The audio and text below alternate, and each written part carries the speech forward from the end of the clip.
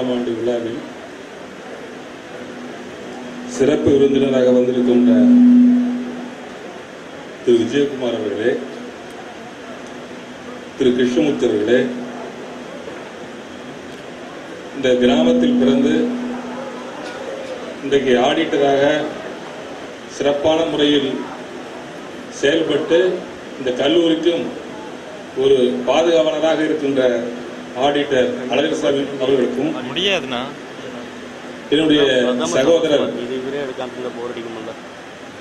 திரு மணிவண்ணன் அவர்களுக்கும்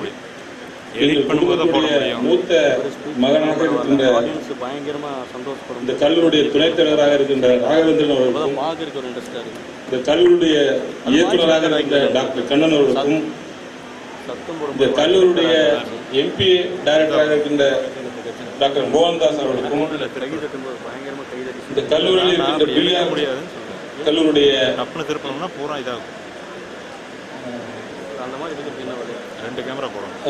டைரக்டராக இருக்கின்ற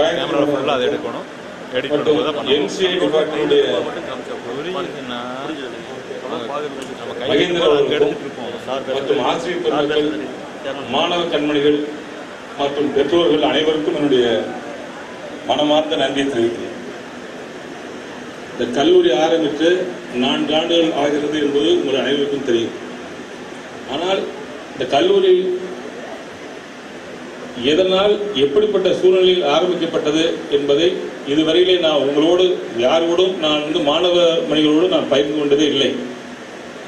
ஏனென்றால் இது 4ஆம் ஆண்டு முடிந்து உங்களுடைய படிப்பு முடிந்து நீங்கள் இந்த கல்லூரியை விட்டு வெளியே செல்லக்கூடிய ஒரு சூழல் இப்பொழுது ஏற்பட்டிருக்கிறது. 4 ஆண்டுகள் வரை ஒரு சேர்மன் காலேஜ் ஃபங்க்ஷன்ல பேசவே இல்லை அப்படின்னு நீங்களும் இந்த தப்பா நினைக்கக்கூடாது.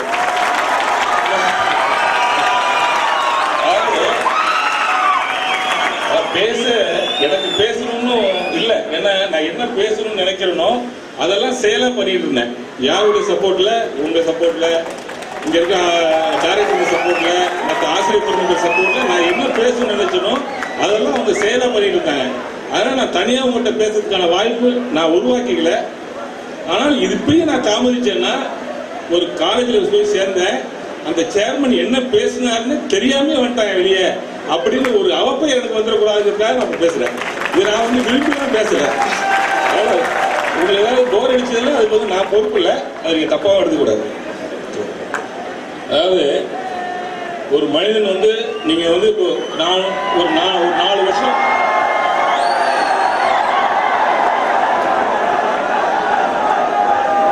கொஞ்சம் பொறுமையாக இருங்க, கொஞ்சம் பொறுமை.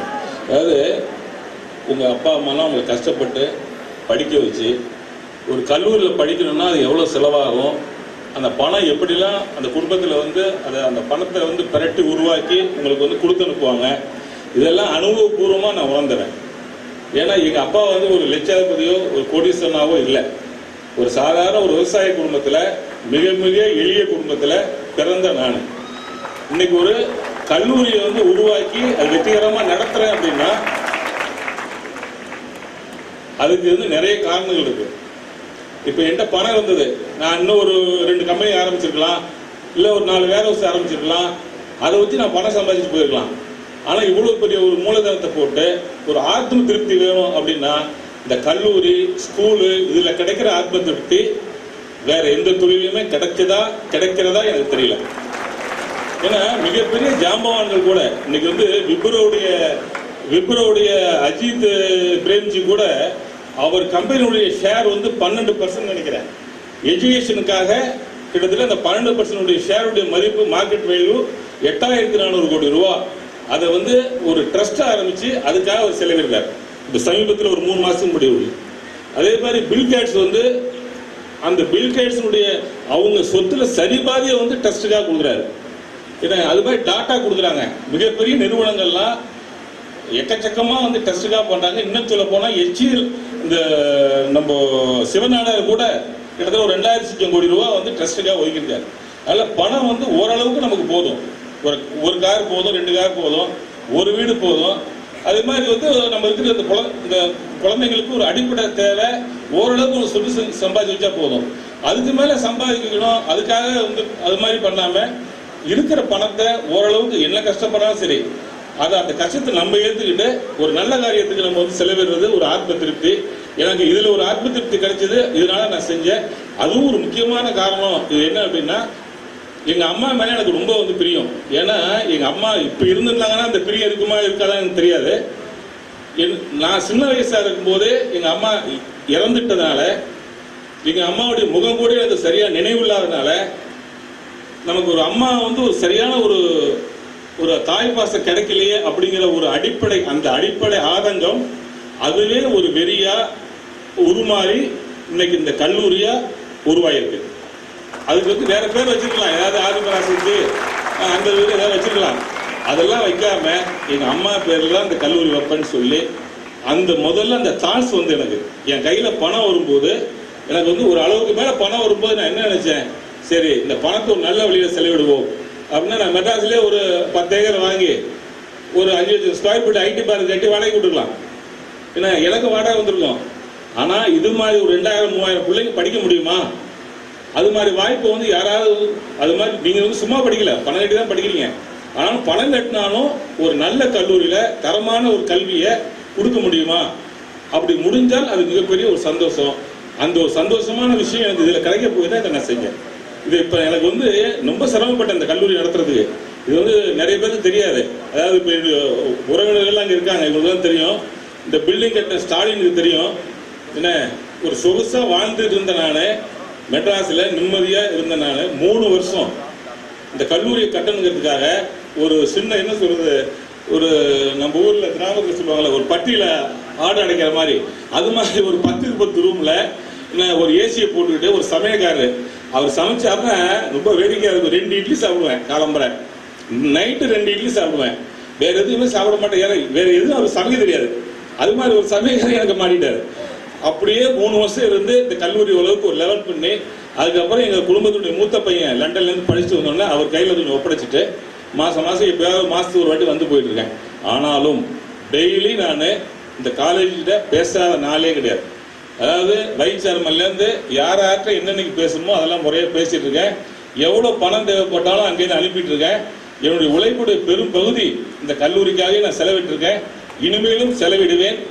நானும் என்னுடைய இந்த குடும்பத்தில் இருக்க எல்லாருமே நான் வந்து நிறைய வாட்டி தோண்டு போயிருக்கேன். அதாவது ஒரு ஸ்டேஜுக்கு மேலே என்னால் முடியல அப்படிங்கும்போது தோண்டு வெக்ஸாகி போயிருக்கும் போதெல்லாம் எங்கள் சகோதரர் வந்து இல்லைப்பா நீ வந்து உன்னால் முடியும் செய்ய அப்படின்னு உற்சாகப்படுத்திருக்காரு. அதை விட மேலா என்னுடைய மனைவி வந்து என்னை உற்சாகப்படுத்திருக்காங்க. ஒரு கட்டத்தில் நான் வந்து சொல்றதுல எனக்கு வெட்கமே கிடையாது. ஒரு நிலம் வரும்போது அவங்க நகையெல்லாம் கொடுத்து இதை நீங்க கொண்டு போய் பேங்க்ல வச்சு நீங்க பணம் அனுப்புன்னு சொன்னாங்க. அவங்களுக்கு இந்த நேரத்தில் நான் நன்றி சொல்றேன். அவங்க எல்லாம் எனக்கு உற்சாகப்படுத்தினாங்க. இனிமேலும் ஆனால் அந்த அபாய கட்டத்தில் நான் தாண்டிட்டேன். இன்னும் சொல்ல போனா அந்த அபாயமான கட்டத்தில் நான் தாண்டிட்டேன். இப்போ நான் பொருளாதார ரீதியில் நல்ல ஓரளவுக்கு வலுவா இருக்கேன். எனக்கு எந்த பயமும் இல்லை. இந்த காலேஜ்லேருந்து நான் சம்பாதிக்கணுங்கிறதுக்காகவே இதை செய்யலை. இது எங்கள் அம்மா பேரில் இந்த கல்லூரி இயங்கணும். இங்கே படிக்கிற குழந்தைகள்லாம் என் குழந்தைங்க மாதிரி தான். நான் வேற குழந்தைங்க மாதிரி நினைக்கல.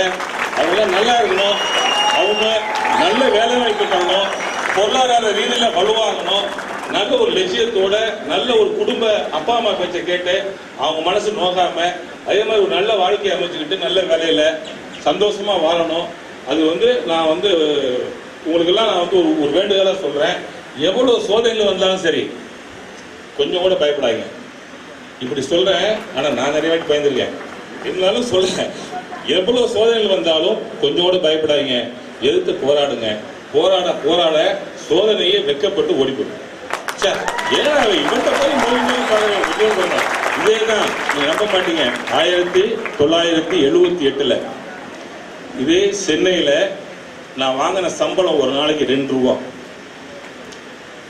நான் வாங்கின சம்பளம் ஒரு நாளைக்கு 2 ரூபா. இதெல்லாம் உங்கள்கிட்ட சொல்றதே எனக்கு எந்த வெக்கமும் இல்லை. ஏன்னா என்னுடைய ட்ரெஸ்ஸை பார்த்தாவே தெரியும் நான் ஒரு சாதாரண மனுஷனாக தான் இருக்கேன்.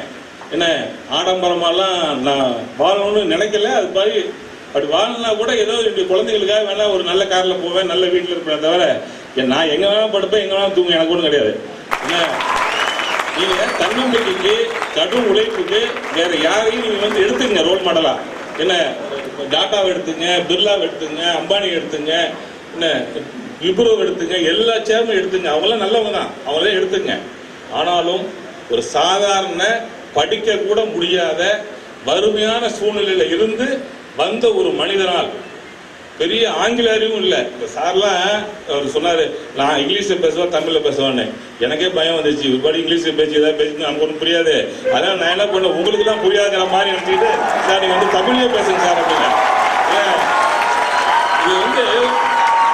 இது உங்களுக்காக நான் வந்து தமிழில் பேசுன்னு சொல்லலை, ஓப்பனாக சொல்கிறேன், எனக்காக தான் சொன்னேன். ஏன்னா இப்போ தமிழ் பேச எனக்காக முதல்ல புரியட்டும், அப்போ நம்ம பேச முடியும். அதனால் இல்லை, அதனால் நீங்கள் வந்து வேற யார் அதாவது கடுமையாக உழைங்க, சோதனைகளை கண்டு பயப்படாதீங்க, கடைசி வரைக்கும் போராடுங்க, நியாயமாக இருங்க, இந்த அடாவடியாக போகாதீங்க. இன்னைக்கு உள்ள நாட்டுடைய சூழ்நிலை நான் உங்கள்கிட்ட வந்து கொஞ்சம் வெளிப்படையாக பேசணும்னா, எங்கும் லஞ்சம், எங்கும் ஊழல், எங்கேயும் வன்முறை, எல்லாமே ஒரு மோசமான நிலையில் போயிட்டு இருக்கு. இதெல்லாம் எதிர்த்து போராடக்கூடிய மன உறுதி, ஆற்றல் உங்களுக்கு தான் இருக்கு. அந்த இளைஞர்களுக்கும் இளம் பெண்களுக்கு தான் இருக்கு. அதுக்கு ஒரு உதாரணம் டெல்லியில் நடந்த சம்பவம். என்ன, டெல்லியில வந்து ஒரு சின்ன ஒரு பெரிய ஒரு தப்பு நடந்தது. ஆனால் அந்த மாணவர்கள் தான் மிகப்பெரிய ஒரு இஷ்யூ ஆக்கி இன்னைக்கு வந்து அது ஓரளவுக்கு நல்லா பண்ணீங்க. அது வந்து உங்களுக்கு நிறைய பேர் இருக்கலாம், உங்களை மாதிரி அங்கே டெல்லி நிறைய பேர் இருந்துக்கலாம்.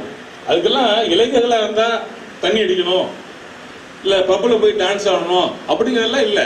ஒரு நல்ல இளைஞனாக இருக்கலாம், பெற்றோருக்கு நல்ல குழந்தைங்களா இருக்கலாம், சகோதரன் சகோதரிக்கு நல்ல ஒரு சகோதர சகோதரியாக இருக்கலாம், நண்பர்களுக்கு ஒரு நல்ல நண்பனாக இருக்கலாம். இது மாதிரி உங்களுக்கு வந்து நிறைய ரோல் மாடல் இருக்கு. நீங்க நல்லதும் எடுக்கிறது கெட்டது எடுக்கிறது உங்க கையில் தான் இருக்கு. ஆனால் என்னுடைய வேண்டுகோள்லாம், எவ்வளவு தோல்வி வந்தாலும் தயங்காதீங்க, போராடிக்கிட்டே இருங்க, கண்டிப்பா ஜெயிப்பீங்க. இது வந்து இந்த வேலை வாய்ப்பு வந்து தற்காலிகமான ஒரு முதல் படிதான். இதுவே நான் நிரந்தரம்னு உங்களுக்கு சொல்ல மாட்டேன். மீண்டும் மீண்டும் போராடுங்க, மீண்டும் உங்களுடைய திறமையை வளர்த்துக்குங்க. உங்களுக்கு வந்து கடவுள், சூழ்நிலை, இயற்கை எதுவோ ஒன்று கண்டிப்பாக உங்களுக்கு கை கொடுக்கும். நீங்கள் ஒரு நாளைக்கு பெரிய ஆளாக வருவீங்க. அது முயற்சி இருக்கணும், முயற்சி மட்டும் விடாமல் இருந்தீங்கன்னா நீங்கள் நிச்சயமாக பெரிய ஆளாக வருவீங்க. உங்கள் எல்லோருக்கும் என்னுடைய வாழ்த்துக்களை சொல்லி நான் விடைபெறுகிறேன். ரொம்ப நன்றி.